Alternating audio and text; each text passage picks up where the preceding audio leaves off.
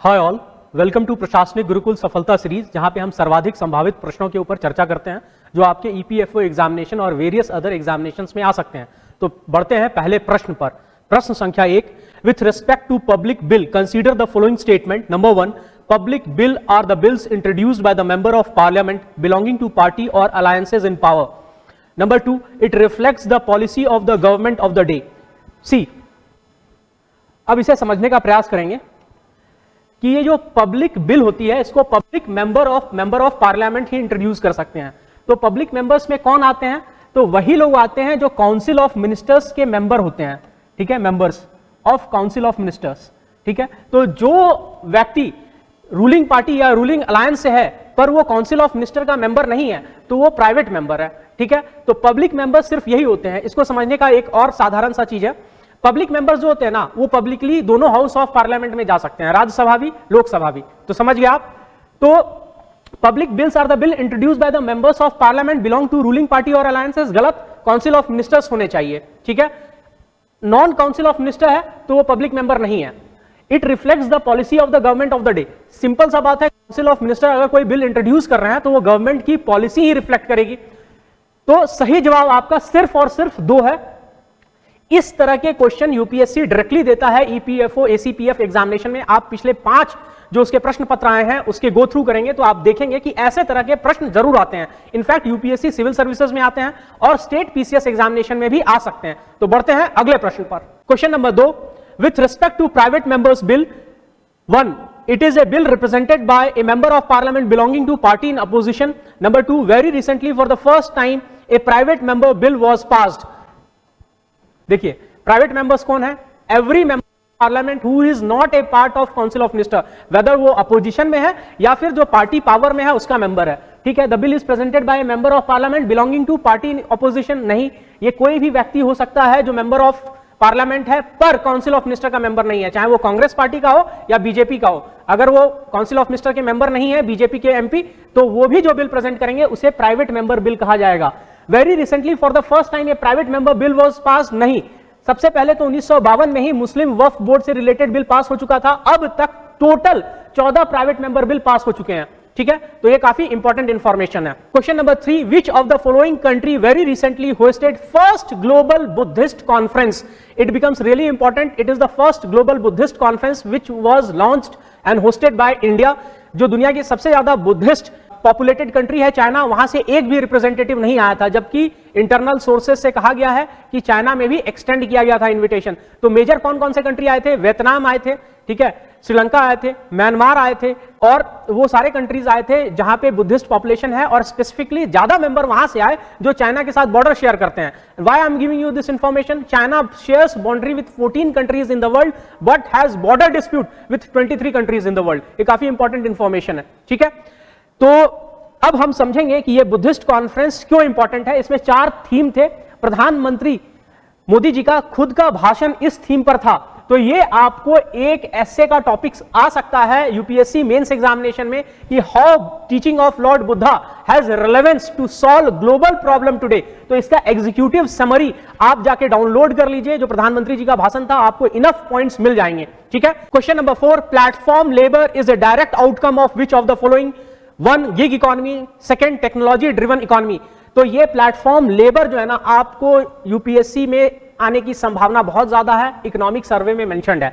इसके आंसर दोनों हैं। एक्सप्लेनेशन आप देखिए। गिग लेबर क्या होता है? जहां पे traditional employee to employer relationship नहीं रहता है। ठीक है, लोग फ्रीलांसिंग करते हैं, ठीक है, तो उसको गिग लेबर में कहा जाएगा। फ्रीलांसिंग क्या हुआ? अपनी स्वेच्छा से 4 महीने 2 महीने किसी के साथ काम करना, आप स्पेशलाइज्ड हैं उस चीज में, ठीक है, अपने टर्म्स एंड कंडीशन में काम किए। ठीक, यहां पे आप किसी के एम्प्लॉय नहीं रहते हैं, आप अपने टर्म एंड कंडीशन में गए, प्रोजेक्ट को काम किया और फिर दूसरे प्रोजेक्ट में चले गए, तो इसे गिग इकोनॉमी कहते हैं। गिग इकोनॉमी में फर्दर जो लेबर है या जो लेबर है उनको डिवाइड किया है 2 भाग में, platform based and non platform based. देखिए, प्लेटफॉर्म बेस्ड क्या है? अगर आप ओला, उबर, जोमैटो, स्विगी ये सब में देखेंगे तो ये ऐप के थ्रू हो रहा है। पर्टिकुलर लोग ऐप में रजिस्टर किए हैं और वो ये काम कर रहे हैं और ऐप के थ्रू ही उनको वो जॉब असाइंड होता है। ठीक है, तो प्लेटफॉर्म वाला वो चीज हो गया। नॉन प्लेटफॉर्म हो गया, आप पॉज करें वीडियो को समझें। Non platform gig workers are generally casual wage worker and non account workers, ये इंपॉर्टेंट है, जरूरी नहीं कि कोई गिग वर्कर ही व्हाइट कॉलर जॉब में ना हो, व्हाइट कॉलर में भी हो सकता है। तो non account worker in conventional sector working part time और फुल टाइम, तो इस बोथ आ सकते हैं, ब्लू कॉलर भी और व्हाइट कॉलर भी। ठीक है, आप पॉज करेंगे और इस पूरे इंफॉर्मेशन को समझेंगे। ये आपके इकोनॉमिक सर्वे से लिया गया है, पॉसिबल क्वेश्चन हो सकता है। Next question, consider with respect to recently formulated animal birth control rule 2023, this has been in news because of supreme court judgement. ठीक है, number 1, it has been formulated under Prevention of Cruelty to Animal Act 1960, superseding the Animal Birth Control Dog Rules 2001. Number 2, it provides for guideline on how to deal with human and stray dog conflict without relocating the dogs in an area. See, this is a very vital information which I am going to provide. Supreme Court ने अभी जो animal और human conflict, specially जो stray dog का मेनांस है जो शहरों में बढ़ा है, उसके ऊपर एक जजमेंट पास किया है। पहला तो उन्होंने कहा है कि भाई जो स्ट्रे डॉग्स हैं, आवारा कुत्ते, उन्हें आप रिलोकेट मत कीजिए। ठीक है, दूसरा, आप जब भी उसके प्रति कोई रूल बना रहे हैं तो उसमें दो चीज याद रखिए कि there should be no cruelty, second they must be cared.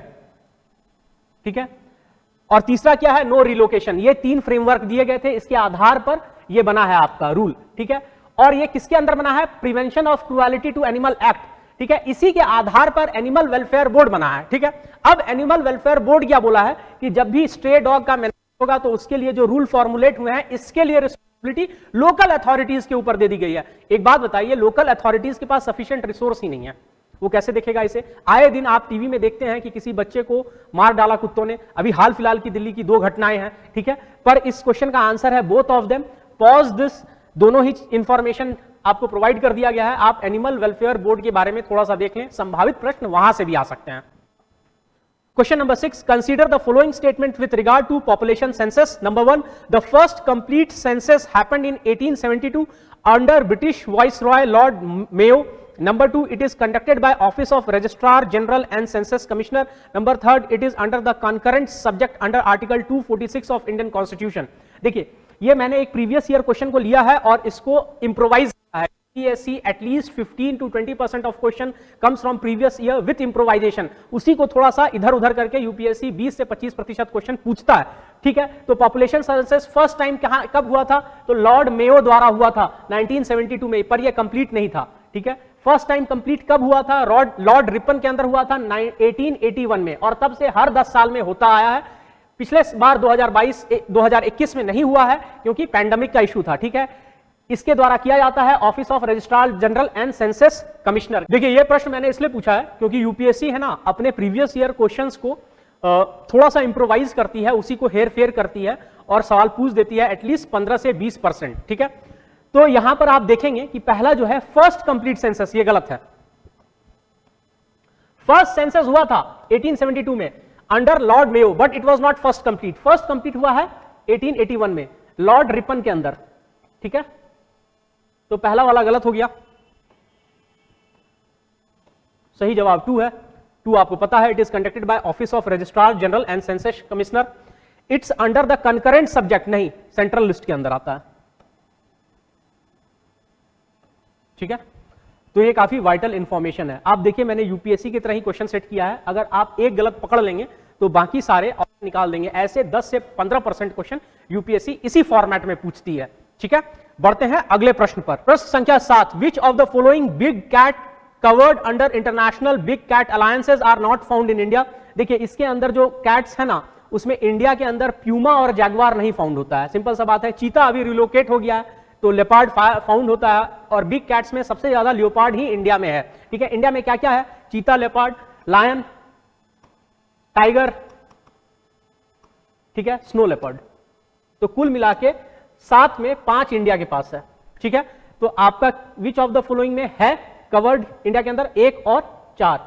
ठीक है, which of the following cats cover are not found in India? अच्छा, नॉट फाउंड वाला पूछा है, तो 2 और 3 है। ठीक है, these are not found in India. Question number 8, who among the following is the first chancellor of Aligarh Muslim University? See, this question I am expecting.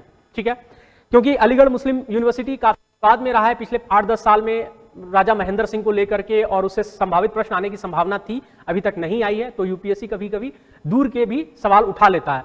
तो फर्स्ट चांसलर कौन थी? आपके ऑप्शंस हैं Begum Sultan Jahan, Raja Saheb of Mohammadabad, sir Syed Ahmad, D Ruqaiya Sultan Begum. देखिए इसका सही जवाब है Begum Sultan Jahan, she was Begum of Bhopal. ठीक है, तो she was the first chancellor. Vice chancellor कौन थे? Khan Mohammad Ali Mohammad, who is Raja Sahab of Mohammadabad. ठीक है, सर सैयद अहमद खान ये तो फाउंडर थे।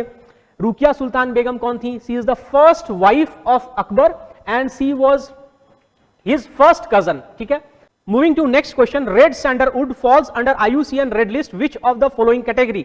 आपको ऑप्शंस दिया गया है threatened, critically endangered, C vulnerable, D endangered. C देखिए 2017 या 16 में रेड सैंडलवुड के ऊपर यूपीएससी ने क्वेश्चन पूछा है, उस समय करंट अफेयर्स में ये था। ठीक है, क्या क्वेश्चन पूछा था कि रेड सैंडलवुड कहां पाया जाता है? तो ये ईस्टर्न घाट का है। ठीक है, वेस्टर्न घाट मत समझ लीजिएगा। सैंडलवुड जो होता है, जो व्हाइट चंदन है, वो होता है आपका, ये होता है कर्नाटका में। ठीक है, व्हाइट वाला। ठीक, और कहां पे होता है? जो वेस्टर्न घाट का रेन शैडो एरिया होता है उस तरफ ज्यादा होता है, और अभी इसका स्टेटस चेंज हुआ है। ठीक है, हाल फिलहाल में, तो इसका IUCN स्टेटस ये है। दूसरा, ये साइट्स जो है उसके सेकंड शेड्यूल में आता है। ठीक है, CITES convention on international trade in endangered species, तो उसमें बोथ एनिमल और प्लांट्स आते हैं। ठीक है, इसके शेड्यूल 2 में आता है। Question number 10, the Jan Vikas amendment of provisions bill 2022 is related to the following purpose: A improving health sector in India, B improving ease of doing business, C improving border security, D improving disaster management. देखिए option देख के आप चकरा मत जाइएगा। ठीक है, ये बिल पारित कर दिया गया है लोकसभा के द्वारा, अभी ज्वाइंट पार्लियामेंट्री कमेटी के पास था मार्च में। ठीक है, ये रिलेटेड है improving ease of doing business. ठीक है, बहुत सारे ऐसे ऐसे रूल्स होते हैं, अगर उसके अंदर कोई बिजनेसमैन फंस गया तो उसको कारावास मिल जाती है। तो इसके अंदर उनके अंदर विश्वास जगाया जाएगा कि जो फालतू के रूल्स हैं उनको हटाया जाएगा और उनको विश्वास जगाया जाएगा, तब जाकर के वो इन्वेस्ट कर पाएंगे। ठीक है, ये न्यूज में रहा है, मार्च में ज्वाइंट पार्लियामेंट्री कमेटी के पास था, अगले मॉनसून सत्र में फिर से ये पारित होने की इसकी पूरी संभावना है। आपके इकोनॉमिक सर्वे में भी मेंशन्ड है, तो डेफिनेटली ये एक प्रोबेबल क्वेश्चन हो सकता है। So with this will continue our Safalta series, जहां पे संभावित प्रश्नों को लेकर के हम आएंगे जो आपके EPFO एग्जामिनेशन में आ सकते हैं। तो आप हमारे साथ बने रहें, हमारे ऐप को डाउनलोड करें और फिर हमें हमारे YouTube चैनल पर भी जाएं, देखें, कमेंट्स, लाइक, सब्सक्राइब जरूर करें और ये बताएं कि किस पोर्शन से आप चाहते हैं कि क्वेश्चंस बनाए जाए। तो हमारे साथ बने रहने के लिए बहुत ही बहुत धन्यवाद।